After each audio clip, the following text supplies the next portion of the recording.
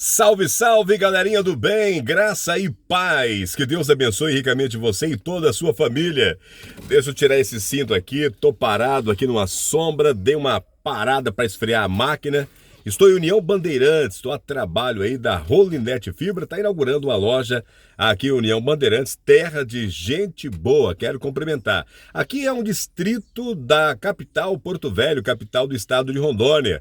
E aí, tudo bem com vocês? Eu de cá e você de lá, você já sabe de onde estou, né? Então você pode fazer o seu comentário aí no Facebook, no YouTube, dizer da onde você está assistindo esse vídeo. Aproveite para dar aquele like maroto aí, porque daí o YouTube ele vê a relevância e passa a indicar também o nosso trabalho para outras pessoas. É o ID. Hoje, no mundo digital, você me ajuda a pregar a palavra de Deus, compartilhando, copiando o link, enviando, colocando seus grupos aí, né? Olha ela aqui, ó. A amiga, velha companheira, Bíblia Sagrada. Lâmpada para meus pés, luz para o meu caminho, para o seu caminho também, é a santa palavra de Deus. Eu parei aqui para bater um papo com vocês, estou dentro da Bonita, aqui na Boleia, né? A gente está conversando ali sobre Apocalipse 14. Faz tempo que eu estou batendo nessa tecla. Por quê? Porque são as 3 mensagens urgentes para o tempo do fim. Aliás, são as 3 últimas mensagens urgentes para o tempo do fim, né? Eu tenho falado para os meus amigos, experimente Deus. Experimente Deus. Aceite Jesus. Os últimos sermões que eu preguei nas igrejas traz esta temática. Por que eu devo aceitar Jesus?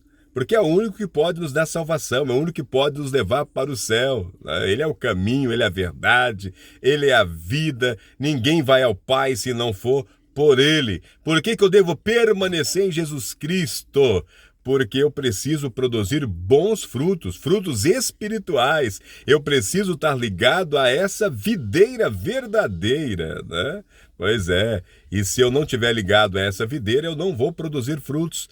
Eu vou deixar de produzir frutos, eu vou ser cortado, eu vou ser ajuntado, jogado ao fogo. E eu não quero isso para você e não quero isso para mim também, né? Por isso que nós estamos aqui pregando a palavra de Deus, né? E essas 3 últimas mensagens, importante para a época em que nós estamos vivendo, né? Por isso eu trago elas sempre aqui comigo. É um prazer falar de Cristo para você. Eu não sei qual é a sua situação, se você já é crente ou não. E repito, né, aquela pergunta que um amigo fez, mas eu preciso ser crente para ir para o céu, né?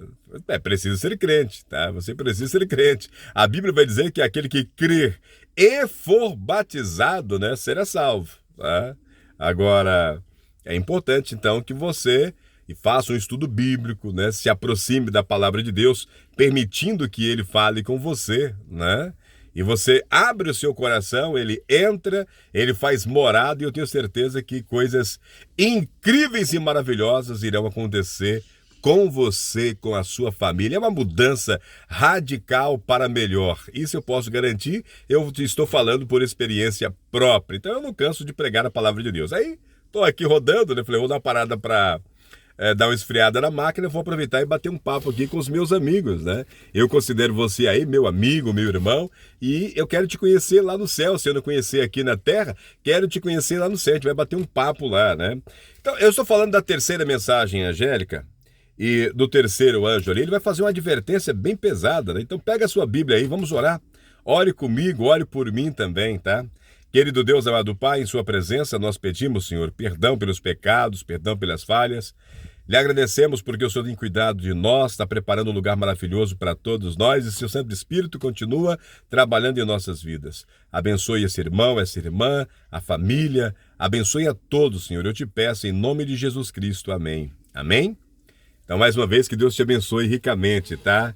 Então, esta mensagem aqui da terceira voz, né? Ela é muito ampla, por isso eu estou pegando aí pelas beiradas. Por quê? Porque nós temos muitos ensinos que parecem ser verdade. Lembra quando eu falei da videira verdadeira, da árvore verdadeira, onde nós devemos estar ligados, que é Jesus Cristo, para produzir frutos do Espírito Santo? Pois é, agora tem outra árvore aí que até parece verdadeira, né? Mas não é uma árvore verdadeira, e aqueles que ficam ligados a essa árvore, ele vai produzir frutos do mal, né? Então, antes de começar o estudo de hoje, eu gostaria que você abrisse a sua Bíblia aí em Gálatas, né? Gálatas, nós vamos no capítulo 5 de Gálatas, dá para você entender bem rápido aí essa explicação, né?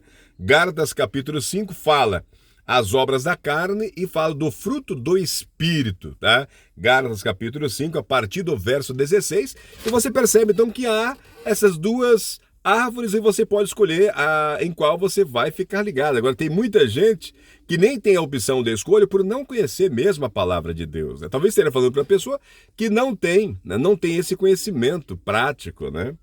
Digo, porém, andai no Espírito e já satisfareis a concupiscência e jamais satisfareis a concupiscência da carne. Veja isso aqui, né? Quando você tem uma vida espiritual, quando Deus, Pai, Filho, habita em você através do Espírito Santo, você não vai mais satisfazer a concupiscência da carne, a vontade da carne, né? Porque a carne, ela milita contra o Espírito e o Espírito contra a carne, porque são opostos entre si, para que não façais o que porventura seja do vosso querer. Então é exatamente isso, né? Esse eu que a gente fala, ele morre lá no batismo, ele deveria ficar lá, né? Mas a Bíblia vai dizer que no processo de santificação, esse processo dura até a morte ou até a vinda de Jesus Cristo. Agora, se não tem o Espírito, a carne está vencendo, ela vai reinar. Agora, quando você tem o Espírito Santo em você, há uma batalha, há uma luta, né? E vai vencer quem você alimenta mais. Então, o meu eu carnal vai estar militando ali, né? Querendo aparecer, querendo tomar conta. Tá? E o eu espiritual também vai trabalhar, também vai batalhar por você, né? E aí você alimenta mais a vida espiritual com oração, com culto na sua casa, indo à igreja, as boas práticas da palavra de Deus, né? E você vai vencendo toda a obra da carne, que é uma obra maligna, é a árvore má, que até parece ser uma árvore boa, mas produz frutos maus, da maneira que eu falei. Olha o verso 18. Mas, se sois guiados pelo Espírito, não estáis sob a lei. Olha que interessante, né? Se você é guiado sob o Espírito Santo, você não está sob é debaixo. Você não está debaixo da lei. Por quê? Porque a lei fala assim, ó, você não pode matar. Opa, eu já não mato mais, né? Ah, você não pode roubar. Opa, eu não roubo mais, né? Você não pode mais adulterar. Opa, eu não adultero mais. Então você não está mais debaixo do jugo da lei. Tá quente aqui, tá? Não está mais sob o jugo da lei. A lei, ela serve para quê? Não é para salvar, né? Ela serve para mostrar o meu pecado e indicar quem é que pode resolver um problema do meu pecado. O pecado não pode ser mais o Senhor, é Jesus o Senhor da minha vida. Olha o verso 19. Ora, as obras da carne são conhecidas. O que são as obras da carne? Irmão, você vai assustar aí, você vai assustar. Prostituição, obra da carne, impureza, lascívia, idolatria, feitiçaria, inimizades, porfias, ciúmes, iras, discórdias, dissensões, facções, inveja, bebedice, glutonaria. E agora, olha esse recado aqui do apóstolo, ó. E coisas semelhantes a estas, a respeito das quais eu vos declaro, como já outrora vos preveni, que não, olha isso, não herdarão o reino de Deus os que tais coisas praticam. Eu sempre falo, né? Há uma diferença entre praticar e cometer. Em algum momento a pessoa vacila, ele comete um desses pecados, ele vai a Jesus, ele vai se arrepender.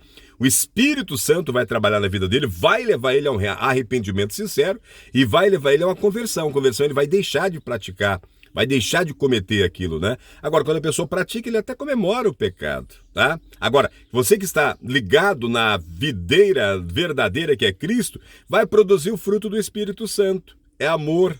Gente, olha como isso é lindo, né? O fruto do Espírito Santo. Amor, alegria, paz, longanimidade, benignidade, bondade, fidelidade, mansidão e domínio próprio. Agora, ao alerta aqui do autor, né? Contra essas coisas não há lei. Não tem nenhuma lei que proíbe isso, né? Não tem nenhuma lei dizendo, ó, é proibido amar. Não tem nenhuma lei dizendo para você que é proibido ser bondoso, é proibido ser fiel, né? Você não pode... Não, contra essas coisas não há lei, né? Então, os que são de Cristo Jesus crucificaram a carne com as suas paixões e com as suas concupiscências. Se vivermos no Espírito, andemos também no Espírito. Não nos deixemos possuir de vanglória, provocando uns aos outros, tendo inveja uns dos outros. Que coisa incrível este ensinamento de hoje, né? Então, é isso que nós estamos pregando aí. A mensagem é essa, né? Do Evangelho eterno, tá? Então, para finalizar hoje, vamos bater naquela tecla de mortal ou imortal. A gente estava falando sobre a alma, né? O pessoal já aprendeu que nós não temos uma alma, nós somos uma alma, né? Lá em Gênesis capítulo 2, né? Verso 7, Deus ele forma o homem do pó da terra, né? E aí pega o bonecão ali, sopra o poder de Deus nas narinas e o homem torna-se uma alma vivente. Então nós não temos, nós somos uma alma vivente. Agora, é mortal ou imortal? Lembra da matéria que eu estava lendo com vocês? Eu vou continuar lendo aqui, ó. Por trás da crença da reencarnação está a ideia da imortalidade. Porque o ser humano não morre, reencarna em outra vida, né? Essa é a ideia da reencarnação. O ser humano não morre, ele reencarna em outra vida. Então a pergunta é, podem os cristãos que acreditam na Bíblia dar crédito ao ensinamento da imortalidade humana? Tem muita gente dando crédito, dizendo que a alma ela é imortal. Aí fala, olha, quando a pessoa morre, a alma, eles entendem que esse espírito é o fôlego de Deus, não é um fantasminha, né? Retorna para Deus e isso é uma alma, vai ficar lá, mas vai ficar de forma consciente. Lá no céu, aqueles que foram bonzinhos aqui, né? E a alma do mal vai para o inferno, né? Fica lá aguardando lá. E na ressurreição, a alma que está lá no inferno vem, reencarna no camarada de novo, e a alma que está lá no céu vem e reencarna no camarada de novo. Isso não é bíblico, tá? Isso é platonismo. Sócrates falava disso e Platão, né, chancelou isso daí, né? Isso é filosofia grega, né? Então, vamos deixar a própria Bíblia falar com a gente hoje? Eu não vou entrar em todos os textos, eu estou lendo bem devagar, tem muita coisa para eu falar com vocês, né? Não vou dar tudo hoje não, tá? Vamos deixar que a própria Bíblia responda a essa pergunta. Então você tem que acreditar pelo menos na Bíblia, né? O ser humano é como a flor que nasce e logo murcha. É uma sombra passageira. Onde é que está isso? Na Bíblia. Jó, capítulo 14, verso 2. Ele não sabe o que lhe acontecerá amanhã, pois é como a neblina que aparece e logo dissipa. Tá onde? Na Bíblia. Tiago, capítulo 4, verso 14. É como uma brisa passageira. Tá na onde? Na Bíblia, Salmo 78, verso 39. Estava lendo aqui uma obra, né? A Enciclopédia Adventista do Sétimo Dia, nos dito que as Escrituras, em parte alguma, tá? Em parte alguma da Bíblia, nos dito que as Escrituras descreve a imortalidade como a qualidade ou estado que o homem ou mulher, ou sua alma ou espírito possui inerentemente. Não há nenhuma parte da Bíblia que fala sobre isso, tá? Então, os termos normalmente traduzidos como alma e espírito ocorrem mais de 1.600 vezes na Bíblia, mas nunca em associação com as palavras imortal ou imortalidade. Veja aí. Então, dessas 1.600 vezes que aparece, né, alma ou espírito, nunca está associado com as palavras imortal ou imortalidade. Por outro lado, Deus é apresentado como eterno e imortal, né? Olha só, ao Rei eterno, imortal, invisível, Deus único, honra e glória pelos séculos dos séculos. Onde? 1 Timóteo, capítulo 1, verso 17. O único que possui imortalidade, que habita em luz inacessível, a quem homem algum jamais viu, nem é capaz de ver. A ele honra e poder eterno. Onde? 1 Timóteo, capítulo 6, verso 16, né? O único. Assim, na perspectiva bíblica, os seres humanos são limitados, os seres humanos são mortais e o ser humano é transitório. Enquanto Deus sim, ele é infinito, Deus é imortal, Deus é eterno. Atribuir imortalidade ao ser humano equivale a dizer que o ser humano é um ser divino, e isso contraria os ensinamentos da Bíblia, né? O apóstolo Paulo afirma que tudo que foi criado por Deus é para Deus. Colossenses capítulo 1:16. É dele que toda criatura recebe o fôlego da vida. É por causa dele que nós movemos e nós existimos, né? Atos 17:25, Atos 17:28, né?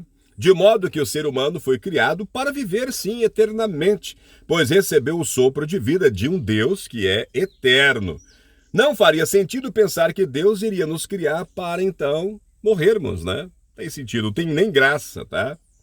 Nesse sentido, deve ficar claro que quando Deus criou Adão e Eva, concedeu-lhes liberdade de decisão, a capacidade de escolher. O homem poderia obedecer ou deixar de fazê-lo, e a continuação de sua existência dependeria de contínua obediência através do poder de Deus.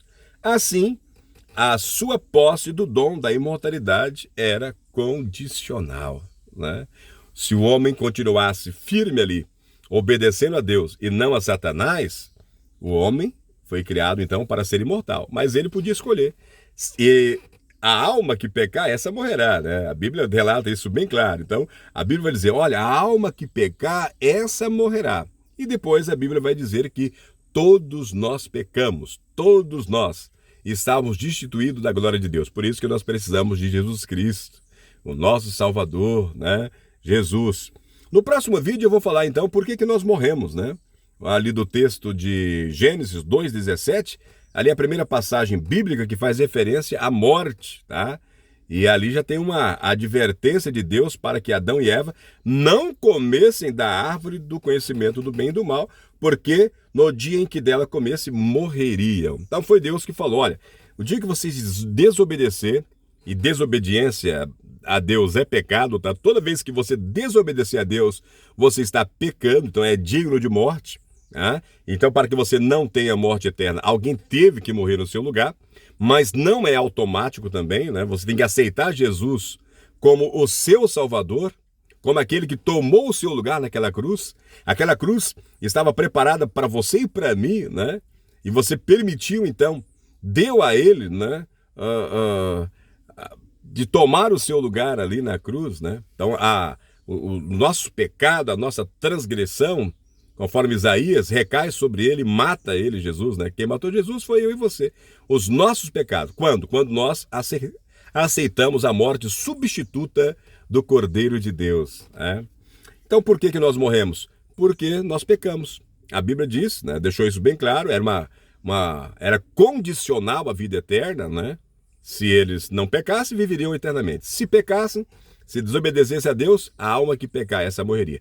Agora, quem foi que falou que não morreria? Foi Satanás, lembra, né? Satanás chega lá para Eva e fala, não, pode ficar tranquila, né? Certamente você não morrerá. Então, quem vem com essa conversinha mole que a alma não morre, né? A alma somos nós, tá? Que a alma não morre, é imortal, foi Satanás lá no Jardim do Éden também, né? Enquanto Deus falou, olha, não coma dessa fruta aí, é um teste, é a fruta do conhecimento do bem e do mal, a vida eterna é condicional à obediência. O dia que vocês comerem, certamente vocês morrerão. E Eva, 26 palavras mais ou menos ali, algumas traduções, né? Deixou ser iludido ali por Satanás, transfigurado ali em um animal, né? Mas você sabe que a Bíblia vai dizer, aqui mesmo, né? Que eu estou lendo aí das 3 mensagens angélicas, né? Que no final do tempo, ele, né? Satanás e os seus anjos, iriam se transfigurar em anjos de luz, né? Falsos profetas, falsos pastores, falsos padres, né? Iriam promover milagres, muitos milagres, né? Pois é, e lá no finalzinho, iria até tentar se transfigurar na própria pessoa de Jesus Cristo. Então, querida, você que está do outro lado aí, esteja firme. Conheça a palavra de Deus. Aqui Deus fala com você, Ele se apresenta, tá? Como eu disse no vídeo anterior, isso que eu estou estudando aqui, não é para criticar, de repente você aprendeu diferente, né? É apenas para te levar a ter curiosidade de ir para a Bíblia e ver se realmente é assim, tá? Me ame, me queira bem, porque eu te amo e eu te quero bem também, tá bom? Pense nisso, um forte abraço e até o próximo vídeo. Vamos ler, né, aqui nessa matéria que eu estou tratando com vocês, por que que nós morremos, tá? Por que que nós morremos? E se der tempo eu vou apresentar também o que a Bíblia fala da morte, o estado do morto, né? O estado do morto. Eu vou apresentar, vou defender uma tese aqui da morte como sono, tá bom? Pense nisso, um forte abraço e que Deus lhe abençoe.